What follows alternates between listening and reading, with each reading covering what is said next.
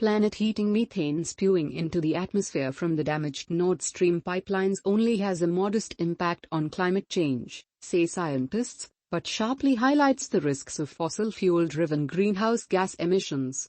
The European Union has said it believes the leaks to the strategically important pipelines, Nord Stream 1 and 2, were caused by a deliberate act. While not in operation, the pipelines still contained gas, and Danish authorities said they will now likely continue to empty out, with leaks expected to continue for at least a week.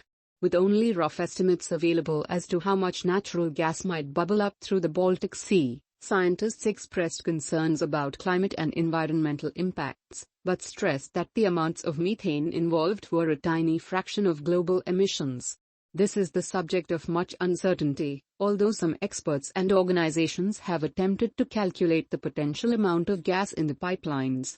One estimate is that there was up to 177 million cubic meters of natural gas still in Nord Stream 2, said Grant Allen, professor of atmospheric physics at the University of Manchester.